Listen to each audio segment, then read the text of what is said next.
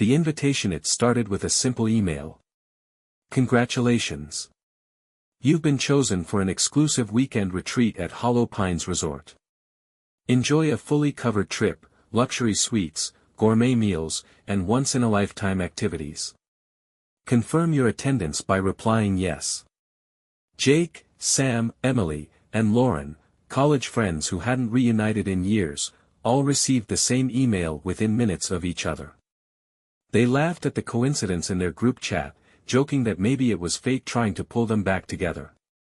A free vacation? It sounded too good to pass up.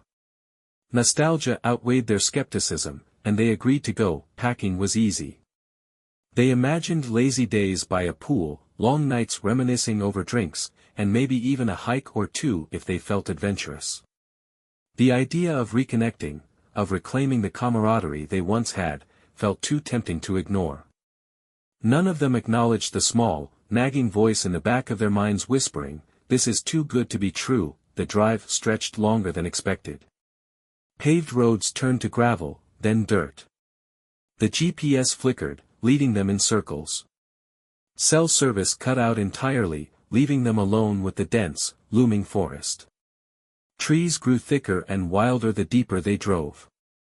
The sun dipped lower, painting the sky in bruised shades of purple and red. The world felt quieter. Too quiet, finally, just when they considered turning back, a wooden sign emerged from the shadows, Hollow Pines Resort, Welcome. The lodge loomed beyond it like a forgotten monument. Towering and elegant, its exterior was weathered but regal, with tall windows glowing warmly from within. No other cars were in sight. The air felt thick, almost heavy. Silence pressed against them. A man in a pristine suit waited on the steps. His smile didn't quite reach his eyes. "Welcome, guests. We've been expecting you." Unsettling discoveries. The interior was stunning, a world apart from the decaying exterior. Polished marble floors gleamed under the flicker of a grand chandelier. A roaring fireplace crackled, filling the room with comforting heat. Plush armchairs and antique furniture created an atmosphere that felt both lavish and frozen in time. A woman with sharp, observant eyes approached them. She introduced herself as Miss Holloway, the resort manager. Her voice was smooth, practiced. "You're our only guests this weekend.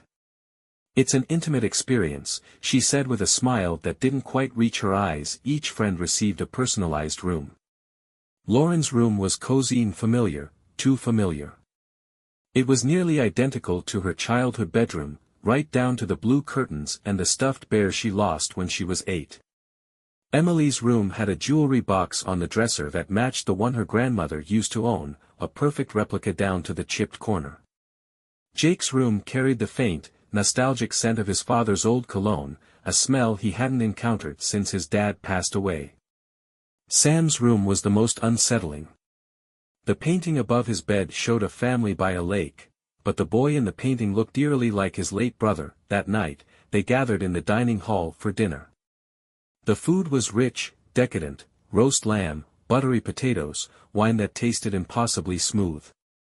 But the staff never joined them. They lingered in the corners, unmoving, watching. Their expressions were blank, their eyes hollow. Emily woke around 2 a.m. to faint whispers outside her door. Groggy and disoriented, she stumbled to the hallway. A figure stood at the end of it, pale, hollow-eyed, staring directly at her.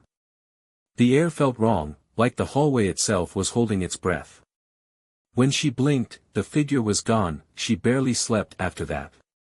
The next morning, the group explored the resort.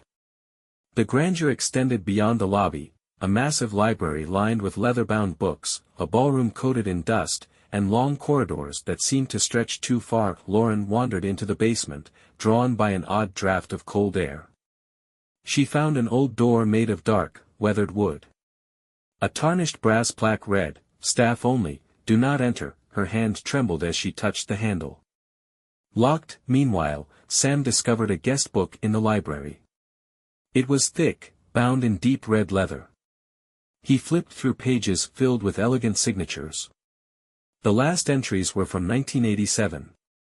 Every name had been crossed out, not gently, but furiously, the ink digging into the paper. He squinted at one scratched-out name. Emily Rogers. His stomach tightened. Emily's full name. He showed the others. Emily laughed nervously, insisting it was just a coincidence. But her voice shook. That night, Lauren woke to soft tapping at her window. She stared at it for a long moment before remembering, they were on the third floor. Jake woke to whispers. They weren't like Emily's, these were different, lower, raspier. He pressed his ear to the wall and froze. He swore he heard his mother's voice, faint but unmistakable. She was calling his name. His mother had been dead for 10 years. Emily's reflection started to act strangely. At first, she thought she was just overtired. But when she waved, her reflection hesitated before waving back. It blinked out of sync with her, its expression lingering a second too long. When she leaned in close, her reflection smiled, but Emily didn't. Lauren became distant. She spoke softly to the air when she thought no one was watching. She told Jake that a boy named Daniel was talking to her, warning her. She didn't seem afraid, more comforted, like she trusted him. Sam woke up covered in scratches.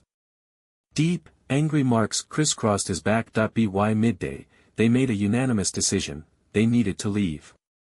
The front door wouldn't budge. Neither would the windows. The staff was nowhere to be found. The basement door stood before them again, cold and unmoving. Jake didn't hesitate this time. He grabbed a fire extinguisher from the hallway and slammed it into the lock. The sound rang through the lodge like a gunshot. It took 3 heavy swings before the lock gave way with a splintering crack. The door groaned open, exhaling a gust of stale, icy air. The stairs beyond spiraled downward into darkness. The group exchanged uneasy glances, but Lauren took the lead without a word. Her face was pale, her expression distant. The basement was far larger than they expected, a maze of narrow hallways and storage rooms. Rusted pipes lined the ceilings, dripping water that smelled like rot. Their footsteps echoed unnervingly, making it sound like something else was moving alongside them. They stumbled upon the room by accident. Sam pushed open a door, revealing what looked like an old office. The walls were lined with photographs. Hundreds of them. Each one showed smiling guests, cheerful and bright, posing in front of the resort's grand entrance. Some were black and white, others faded color. Beneath each photo was a second image, the same guests, now hollow-eyed and lifeless, their faces slack and gray. Lauren gasped, her hand flying to her mouth. She pointed to one photo near the center. It was them, Jake, Sam, Emily, and Lauren, taken the night they arrived. The second photo beneath it was blank. Scratched into the wall below the photos were 3 words, "We never left." Jake's voice trembled. "What the hell is this place?" Before anyone could answer, a sound echoed through the basement, a slow, deliberate knock on the door they came through. Once. Twice. 3 times. They ran. They made it back to the main hall, breathless and shaken. Ms. Holloway was waiting for them. Her expression had shifted, no longer polite and welcoming, but cold and indifferent. "Hollow Pines isn't a retreat," she said, her voice smooth and low. "It's a collection. The lodge needs guests to survive. It becomes what you fear most. Your minds give it power, your pain, your guilt, your regrets. It feeds on you until there's nothing left." "Why us?" Jake demanded, his voice cracking. "Why bring us here?" Ms. Holloway tilted her head. "You were invited for a reason. Each of you carries something too heavy to let go, and Hollow Pines collects what's broken." Jake clenched his fists. Why was Emily's name in the guest book? Ms. Holloway's smile returned, but it was hollow now, too wide for her face. Her eyes never blinked. "Emily's been here before. Haven't you, dear?" Emily swayed on her feet as fragmented memories surged forward.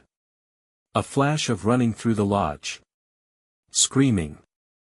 A door slamming shut behind her. Cold air and darkness swallowing her whole. A hand grabbing hers, not to save her, but to drag her deeper. She staggered back, tears welling in her eyes. I don't remember, Emily choked out. But the truth seeped through her voice. She did remember, in pieces, in flashes of fear buried too deep to surface until now. You never left, Miss Holloway murmured again, her voice almost tender. The lodge groaned around them, the chandelier flickering overhead. The walls seemed to ripple, like the building itself was breathing. We need to leave now, Sam said hoarsely, grabbing Emily's hand. Ms. Holloway didn't stop them. She only watched, her head tilted, as if curious how far they'd get. They ran. Hallways twisted and looped back on themselves. Doors that should have led outside opened into rooms they'd never seen before, dusty attics, narrow crawlspaces, endless corridors. Lauren was the first to vanish. 1 second she was there, running alongside Jake. The next, her hand slipped from his, and when he looked back, she was gone. Her voice echoed faintly, calling his name from somewhere far, far away. Jake turned to Sam and Emily, panic wild in his eyes. We have to stick together. Don't let go. Moments later, Jake was yanked backwards into the shadows. Emily screamed his name, but he was gone. His voice echoed, distant and distorted, like it was coming from behind the walls. Only Sam and Emily remained. They stumbled into the dining hall, the same one where they'd eaten that first night. The table was still set, the food still steaming, as though no time had passed. The fireplace crackled softly. Everything looked exactly as it had when they arrived. The front door was wide open now, daylight spilling in. Sam didn't hesitate. He grabbed Emily's arm and pushed her toward the light. Go. She stumbled, her legs numb, her heart racing. She crossed the threshold, and the world tilted around her. She heard the door slam behind her. When Emily woke, she was on the side of the road.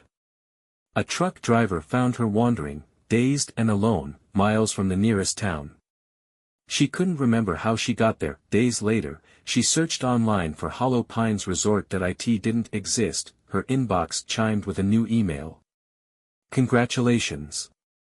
You've been chosen for an exclusive weekend retreat at Hollow Pines Resort. Confirm your attendance by replying yes. Emily stared at the screen, her heart pounding. She didn't delete it.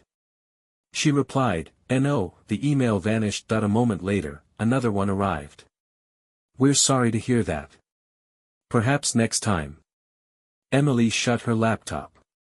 But deep down, she knew. There would always be a next time.